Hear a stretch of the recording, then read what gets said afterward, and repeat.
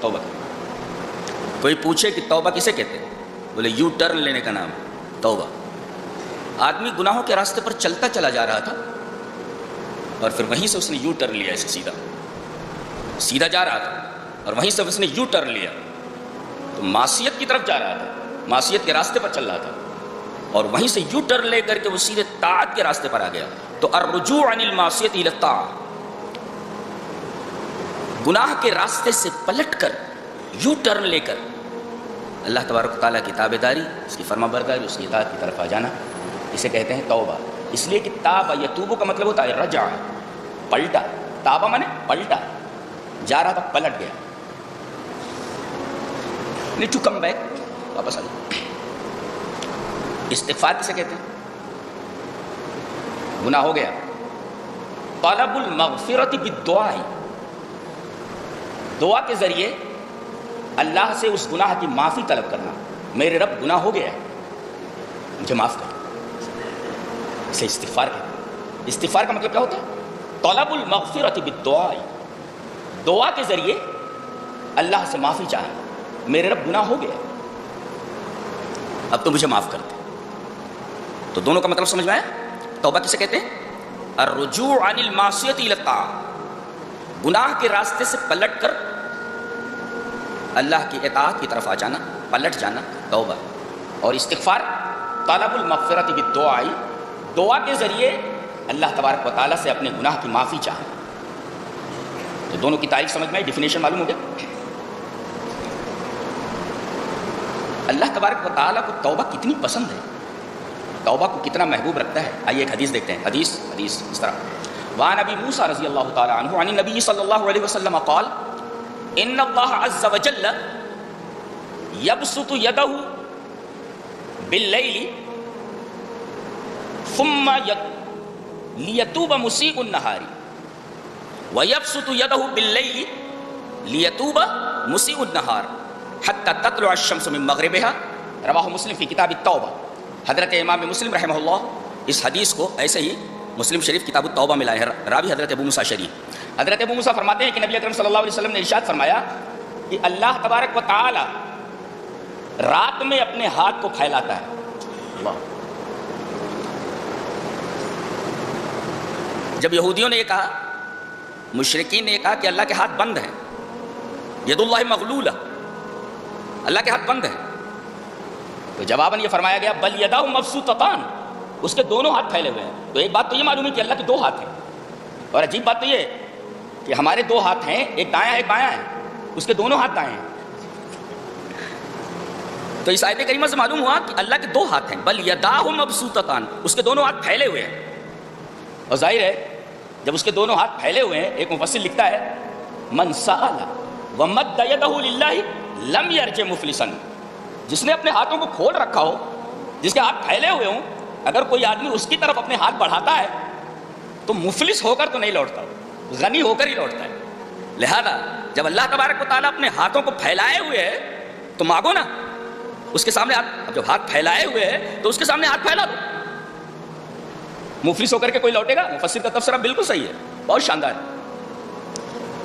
تو اللہ تبارک و تعالیٰ رات میں اپنے ہاتھوں کو پھیلاتا ہے، کیوں؟ لیتوب مسیء النہار، تاکہ رات کے اندر جو ہاتھ پھیلا رہا ہے اس لیے کہ دن میں گناہ کرنے والا توبہ کر لے۔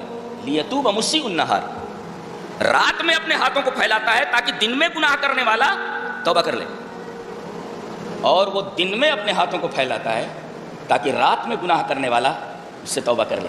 اور یہ کب تک سلسلہ چلتا رہے گا؟ حتی تطلع الشمس من مغربها، جب تک کہ سورج مشرق سے نہ نکل کر مغرب سے نکل آئے، تب تک اللہ تبارک و تعالیٰ کا یہ رحم و کرم بندوں کے اوپر ہے، اور توبہ کی قبولیت کا یہ انداز باقی رہے گا۔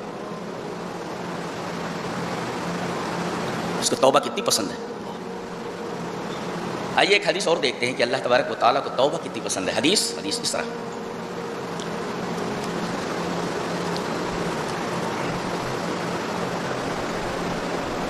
وعن انس بن مالک رضی اللہ تعالی عنہ ان رسول اللہ صلی اللہ علیہ وسلم قال للہ اشد فرحا بتوبۃ عبدہ من احدکم اذا استيقظ على بعیرہ اظلہ بارض فلاۃ، رواہ مسلم فی کتاب التوبہ۔ حضرت امام مسلم رحمہ اللہ مسلم شریف کے اندر اس حدیث کو کتاب التوبہ کے اندر لائے اور راوی حضرت انس بن مالک. حضرت انس بن مالک فرماتے ہیں کہ اللہ تبارک و تعالیٰ کو توبہ اتنی پسند ہے, اتنا خوش ہوتا ہے وہ, پتہ ہی چلا اللہ تبارک و تعالیٰ بھی خوش ہوتا ہے کسی چیز پر, اور اللہ تبارک و تعالیٰ کسی چیز پر غضبناک بھی ہوتا ہے, غصہ بھی اس کو آتا ہے, غضبناک ہو جاتا ہے. تو اللہ تبارک و تعالیٰ بہت خوش ہوتا ہے. فرمایا سب سے زیادہ خوش کب ہوتا ہے اپنے بندے سے؟ یوں تو آدمی نماز پڑھتا ہے اللہ تبارک و تعالیٰ خوش ہوتا ہے, روزے رکھتا ہے اللہ تبارک و تعالیٰ خوش ہوتا ہے, حج کرتا ہے اللہ تبارک و تعالیٰ بہت خوش ہوتا ہے, زکوٰۃ دیتا ہے اللہ تبارک و تعالیٰ خوش ہوتا ہے, بہت ساری نیکیاں کرتا ہے اللہ تبارک و تعالیٰ خوش ہوتا ہے. مگر سب سے زیادہ خوش کب ہوتا ہے؟ للہ اشد فرحا, اشد فرح کب ہوتا ہے؟ سب سے زیادہ اشد, جیسے کہا نہیں اللہ تبارک و تعالیٰ سے سب سے زیادہ محبت کرنے والے کون؟ مومن. کتنی زیادہ؟ اشد حبا للہ, سب سے زیادہ محبت. وہی اشد کا لفظ یہاں بھی آیا ہے, للہ اشد فرحا, سب سے زیادہ اللہ اپنے بندے پر کب خوش ہوتا ہے؟ گناہ کر لیا ہے, ناراض ہو گیا ہے, گناہ کر لیا ناراض ہو گیا ہے. اب اگر بندہ توبہ کرتا ہے اس وقت سب سے زیادہ خوش ہوتا ہے, اس سے زیادہ کسی چیز پر خوش نہیں ہوتا. اشد فرحا, سب سے زیادہ اللہ تبارک و تعالیٰ خوش ہوتا ہے بتوبت عبدہ من احدکم, جب کوئی بندہ گناہ کرنے کے بعد اللہ تبارک و تعالیٰ سے توبہ کرتا ہے تو سب سے زیادہ خوشی اللہ تبارک و تعالیٰ کو اسی حالت میں ہوتی ہے. اور کتنا خوش ہوتا ہے؟ ایک تو سب سے زیادہ خوش ہوتا ہے, کتنا خوش ہوتا ہے وہ بتایا گیا کہ ایک آدمی ہے فلات کے اندر جا رہا ہے, فلات کہتے ہیں جنگل کو, صحرا کو. اس کی اونٹنی کے اوپر پانی لگا ہوا ہے اور صحرا بہت طویل ہے, اس کو پار کرنے کے لیے کافی وقت درکار ہے. اس صحرا کو اسے پار کرنا, قطع کرنا. اس کی اونٹنی کے اوپر پانی ہے, مشکیزہ ہے جس میں پانی بھرا ہوا ہے. اس کی اونٹنی کے اوپر اس کا توشہ ہے. ایک درخت کے نیچے تھوڑا آرام کرنے کے لیے بیٹھ جاتا ہے, اسے تھوڑی اونگ آ جاتی ہے. جب اس کی آنکھ کھلتی ہے تو دیکھتا ہے کہ اونٹنی غائب ہے. اضلہ, اونٹ گم ہو گیا اس کا. اب وہ حیران و پریشان ہے, ادھر جاتا ہے ادھر جاتا ہے, ادھر دیکھتا ہے ادھر دیکھتا ہے, اونٹ ہے کہ دکھائی نہیں دیتا. زاروں قطار رونے لگتا ہے, کہتا ہے اب تو میری موت لازم ہے, اس لیے کہ نہ میرے پاس پانی ہے نہ میرے پاس کھانا ہے, اور اتنا طویل صحرا مجھے عبور کرنا ہے, اتنا طویل صحرا مجھے قطع کرنا ہے, اور یہاں پانی بھی نہیں ہے اور کھانا بھی نہیں ہے, میری موت لازمی ہے. دوڑ دوڑ کر کے مایوس ہو جاتا ہے اور اسی پیڑ کے نیچے آ کر کے بیٹھ جاتا ہے. روتے روتے پھر اسے اونگ آ جاتی ہے, اور اس بار جب اس کی نیند کھلتی ہے تو دیکھتا ہے کہ اس کا اونٹ اس کے توشے کے ساتھ, اس کے پانی کے ساتھ سامنے کھڑا ہوا ہے. کھڑا ہو جاتا ہے اور مارے خوشی کے بولتا ہے اللہم انا ربک, اللہم انت عبدی وانا ربک, اے اللہ میں تیرا رب ہوں تو میرا بندہ. مارے خوشی کے اخطا, غلط بول جاتا ہے. کیا بولتا ہے؟ اللہم انت عبدی, اے اللہ تو میرا بندہ ہے, وانا ربک میں تیرا رب ہوں. سو الٹا بول جاتا ہے. اللہ تبارک و تعالیٰ کو اس کی یہ ہڑبڑاہٹ اور اس کا یہ انداز اس مثال میں اتنا پسند آتا ہے کہ اللہ تبارک و تعالیٰ یہ فرماتا ہے کہ جتنا یہ شخص اپنی اونٹنی کے ملنے پر خوش ہوا ہے جبکہ اس کی موت لازمی تھی, میں اس سے زیادہ اپنے اس بندے سے خوش ہوتا ہوں جو گناہ کرنے کے بعد اس سے توبہ کر لیتا ہے. بتاؤ وہ آدمی جس نے یہ سوچ لیا تھا کہ اب میں بچنے والا نہیں ہوں, زندگی میری ختم ہونے والی, اور سامنے اس کی زندگی آ جائے تو وہ کتنا خوش ہوگا. مارے خوشی کے وہ الٹا بول جاتا ہے کہ تو میرا بندہ ہے میں تیرا رب ہوں. اللہ سے بولتا ہے. اللہ فرماتا ہے یہ بندہ جس طرح اپنی اس اونٹنی, اپنے اس اونٹ کے ملنے پر خوش ہوا ہے, میں گناہ کرنے کے بعد بندہ جب مجھ سے توبہ کرتا ہے تو میں اس آدمی سے زیادہ خوش ہوتا ہوں بندے کے اوپر. تو ایک تو ہے سب سے زیادہ خوش ہوتا ہے. کتنا خوش ہوتا ہے وہ بتایا گیا, اتنا خوش ہوتا ہے بلکہ اس سے بھی زیادہ خوش ہوتا ہے. تو گناہ ہو گئے تو اب توبہ کر لیجیے, اور اللہ تبارک و تعالیٰ توبہ سے کتنا خوش ہوتا ہے آپ کو معلوم ہوگا. علامہ ابن قیم رحمہ اللہ کی ایک کتاب ہے مدارج السالکین, اس میں انہوں نے ایک واقعہ لکھا ہے کہ بعض عارفین نے ایک گلی میں دیکھا کہ ایک عورت اپنے بچے کو خوب مار رہی ہے، پیٹ رہی ہے، بچہ ہے کہ چلا رہا ہے، اور ماں اسے مارتی جا رہی ہے، اور مارنے کے بعد اس کو گھر سے نکال دیا اور دروازہ اس کے منہ کے اوپر بند کر لیا، اور بچہ دیکھ رہا ہے کہ دروازہ بند ہے۔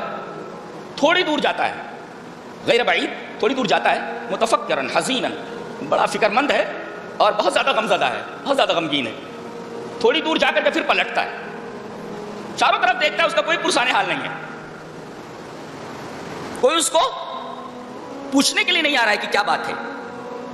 تھوڑی دور جا کر کے وہ پلٹتا ہے، اور جب گھر پہ پہنچتا ہے وہیں آتا ہے، گھر پر ہی آتا ہے، دیکھتا ہے تو دروازہ اب بھی بند ہے۔ روتے ہوئے اپنے گال کو چوکھٹ کے اوپر رکھ کر کے سو جاتا ہے۔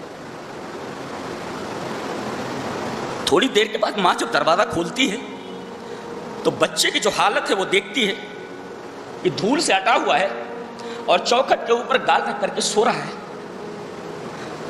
بے قرار ہو کر کے اس کے اوپر گر پڑتی ہے اور اسے گود میں لے کر کے اسے چومنے لگتی ہے، کہتی ہے میرے بچے، میں برابر کہہ رہی تھی نا تو مجھے مت ستایا کر، تو غصہ مجھے مت دلایا کر، اور دیکھ تو پلٹ کر کے آیا نا میرے پاس، میرے علاوہ تیرا ہے کون؟ میں ہی تو تیری سب کچھ ہوں۔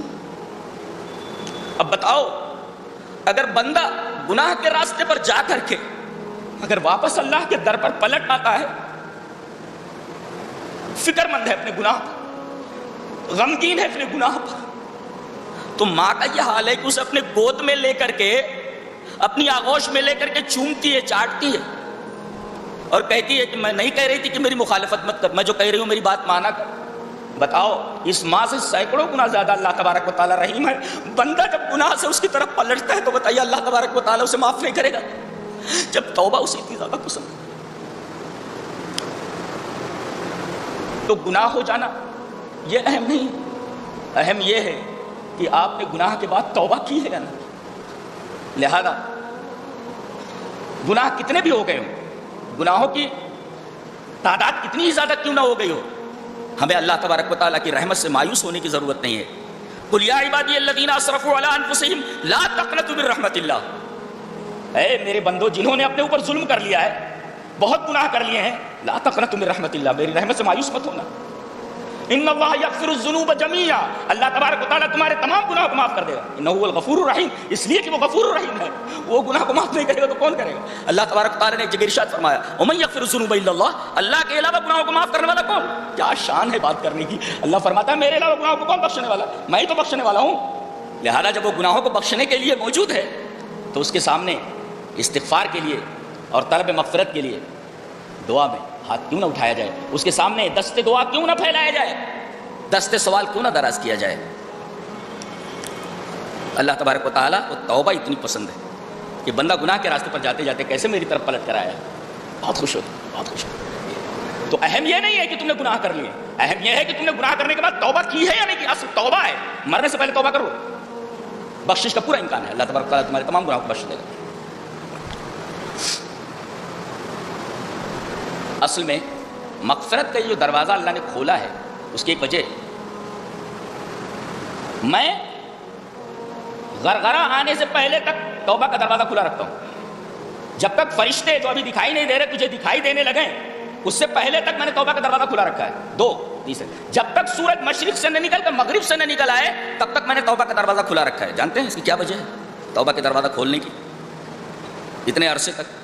جی اس کی وجہ ہے، چلیے ایک حدیث دیکھ لیتے ہیں، اس حدیث میں اس کی وجہ بتائیے۔ حدیث اس طرح، وعن ابی سعید الخدری رضی اللہ تعالی عنہ عن النبی صلی اللہ علیہ وسلم انه قال قال ابلیس اے ربی لا ازال اغوی بنی آدم ما دامت ارواحهم في اجسادهم قال فقال رب عز وجل لا ازال اغفر لهم ما استغفروني رواه احمد في مسنده۔ حضرت امام احمد بن حنبل رحمہ اللہ اس حدیث پاک کو ایسے ہی مسند احمد کے اندر لایا، راوی جیسا کہ معلوم ہوا حضرت ابو سعید خدری رضی اللہ تعالی عنہ۔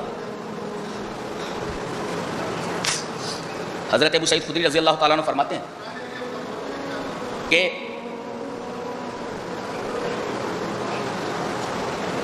شیطان نے جب اللہ تعالیٰ نے اسے راندے درگاہ کیا تو اس نے کہا تو نے مجھے اس کی وجہ سے گمراہ کیا، آدم کی وجہ سے، میں اس کو اور اس کے اولاد کو چھوڑنے والا نہیں۔ ارے بھائی پنگا تیرا، جھگڑا تیرا تو آدم سے ہے نا، باپ سے، تو پوری نسل کے اوپر نگاہ رکھ رہا ہے، پوری نسل کے پیچھے پڑ گیا ہے، اتنا بڑا شیطان ہے، اتنا بڑا بدماش ہے. کہنے لگا تو نے مجھے اس کی وجہ سے گمراہ کیا. لا ازال اغوی بنی آدم، میں آدم کی اولاد کو برابر گمراہ کرتا رہوں گا، نیکی کے راستے سے ہٹاتا رہوں گا. کب تک میں ان کو گمراہ کرتا رہوں گا. ما دامت ارواحہم فی اجسادہم، جب تک ان کی روحیں ان کے جسموں میں ہیں، جب تک یہ مر نہیں جاتے، مرنے تک میں ان کو گمراہ کرتا رہوں گا. یہ چیلنج کیا تھا اس نے اللہ کے سامنے. کتنا بڑا شوق چشم ہے، دلیری دیکھو، جرات دیکھو، اور اللہ تبارک و تعالیٰ کا حلم دیکھو. اصل میں شیطان کو اتنی کھلی چھوٹ اس وجہ سے اللہ نے دی ہے کیونکہ اللہ حلیم ہے. حضرت امام احمد بن حنبل رحمہ اللہ، یہ مامون الرشید اعظم کے زمانے میں ہے، یہ ہارون رشید کا بیٹا ہے اور بہت باجبروت بادشاہ گزرا ہے، بہت پاورفل بادشاہ گزرا ہے، پوری دنیا میں اس کی دھاک تھی. وہ جب قیصر قسطنطنیہ کو خط لکھتا تھا، جانتے کیا لکھتا تھا؟ او ڈاگ آف روما، یا کلب الروم، اے روم کے کتے ذرا سیدھے رہ ورنہ بھیجتا ہوں فوج. پوری دنیا کانپتی تھی اس طرح. قیصر قسطنطنیہ کی یورپ کے بادشاہ کو ایسا خط لکھنا، او ڈاگ آف روما، ایسا خطاب کرتا تھا، اے روم کے کتے. کہاں تھے ہم، کہاں آ گئے ہیں. یہ وہی بادشاہ ہے، یہ ہارون رشید کا بیٹا ہے، مامون الرشید اعظم. علماء سو نے، برے علماء نے، علماء دو طریقے کے ہوتے ہیں، علماء حق اور علماء سو. پیسہ کمانے والے علماء اور ایک سچ مچ اللہ تبارک و تعالیٰ کے دین کو پھیلانے والے، خلوص کے ساتھ، اخلاص کے ساتھ اس کا دین لوگوں تک پہنچانے والے علماء، علماء حق. یہ دو طریقے کے علماء ہوتے ہیں اور یہ ہمیشہ دنیا میں موجود رہے. اب ایک بشر مریسی کر کے اس نے بادشاہ کو یہ بتایا کہ قرآن مخلوق ہے. حضرت امام احمد بن حنبل سے پوچھا کہ آپ نے کہا قرآن غیر مخلوق ہے، اس لیے کہ اللہ کا کلام ہے اور اللہ کا کلام غیر مخلوق ہوتا ہے. اس پر حضرت امام احمد بن حنبل رحمہ اللہ کو جیل میں ڈال دیا گیا اور ایسے کوڑے مارے گئے. تاریخ دانوں نے لکھا ہے کہ بعض کوڑے ایسے مارے گئے کہ اگر وہ ہاتھی کو مار دیا جاتا تو ہاتھی چنگاڑ ہوتا. بتائیے، ایک مسئلے کے اوپر بادشاہ وقت نے اتنی بڑی سزا دی امام صاحب حضرت امام احمد بن حنبل رحمہ اللہ کو. ایک دفعہ تو توس میں تھا وہ، اور کہا کہ ان کو بیڑیوں میں اور ہتکڑیوں میں بغداد سے توس تک لایا جائے. ویسے کمزور تھے، جیل سے نکلے ہوئے تھے، پریشان تھے، زخموں سے چور تھے، اور ویسے ہتکڑیوں اور بیڑیوں میں ڈال کر کے ان کو توس کی طرف اونٹ پر بٹھا کر کے لے جایا جا رہا تھا. وہیں دعا کی، پریشان ہو گئے، بد دعا کر دی انہوں نے، یا سیدی، اے میرے آقا. وہ کہ اللہ کی ایک صفت سید بھی ہے، اللہ کی صفت ہے سید. جی عقیدے کا مسئلہ ہے. یا سیدی، اے میرے آقا، غر حلمک ھذا الفاجر حتی یتجرأ علی اولیائی. میرے رب، میرے آقا، تیرے حلم نے، تیری بردباری نے اس فاجر کو غرور میں ڈال دیا ہے، دھوکے میں ڈال دیا ہے، یہاں تک کہ وہ تیرے اولیاء کے اوپر، تیرے دوستوں کے اوپر ایسی جرات کر رہا ہے. اللہ، رو پڑے وہ دعا تھا. اور یاد رکھو، کسی کے ساتھ ظلم کرنے سے بچو، اس لیے کہ اگر اس نے رب کے سامنے اپنی فریاد رکھ دی اور رو پڑا، پھر گیا وہ آدمی کام سے، گیا وہ آدمی کام سے. کہا کہ میرے رب، میرے آقا، تیرے حلم نے اس فاجر کو اس جرات پر آمادہ کیا ہے، اس لیے کہ تو بردبار ہے، بندہ گناہ کرتا جلدی پکڑتا نہیں، تو یہ اس غرور میں آ گیا، اس دھوکے میں آ گیا ہے. تھوڑی دیر بعد پتا چلا کہ مر چکا ہے مامون الرشید اعظم، مر چکا ہے. اللہ. تو دعاؤں سے بچو، کسی کی بد دعا سے بچو. تو جب تک ان کے بدنوں میں روح رہے گی تب تک میں انہیں بہکاتا رہوں گا. تو اللہ نے کیا فرمایا؟ اچھا مجھے چیلنج کر رہا ہے تو لا ازال اغفر لهم ما استغفرونی، جب تک یہ مجھ سے اپنے گناہوں کی معافی مانگتے رہیں گے تب تک میں ان کو بخشتا رہوں گا، چاہے کتنا بھی بڑا گناہ ان کا کیوں نہ ہو. تو نے چیلنج کیا مجھے کہ جب تک ان کی روحیں ان کے جسموں میں رہیں گی تب تک میں ان کو گمراہ کرتا رہوں گا. میں تجھے چیلنج کرتا ہوں، میں تجھ سے بولتا ہوں کہ جب تک میرے بندے اپنے گناہوں پر مجھ سے معافی مانگتے رہیں گے میں برابر ان کو بخشتا رہوں گا جب تک یہ زندہ رہیں گے.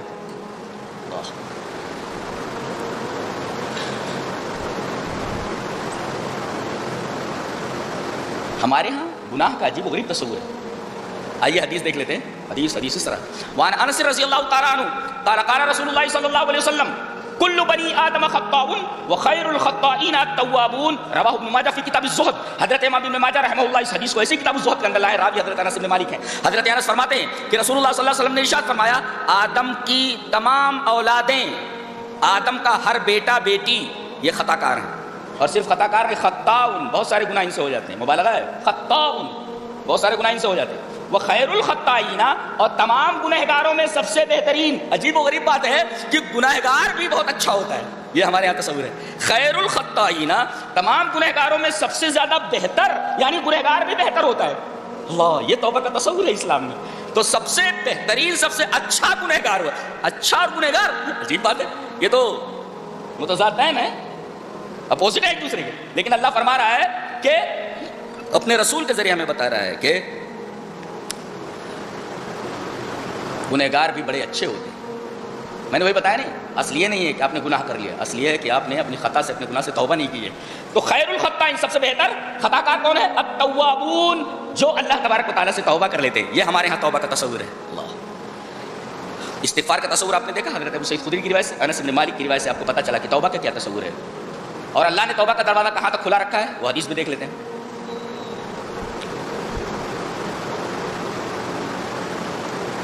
عن ابن عمر رضی اللہ تعالی عنہما عن النبی صلی اللہ علیہ وسلم قال ان اللہ یقبل توبۃ العبد ما لم یغرغر، رواہ ابن ماجہ فی کتاب الزہد۔ حضرت امام ابن ماجہ رحمہ اللہ اس حدیث کو بھی کتاب الزہد کے اندر لائے ابن ماجہ میں، اور البانی نے ان دونوں حدیثوں کو جو میں نے ابھی پڑھی درجہ حسن تک پہنچایا ہے، یہ حسن درجے کی روایت ہے۔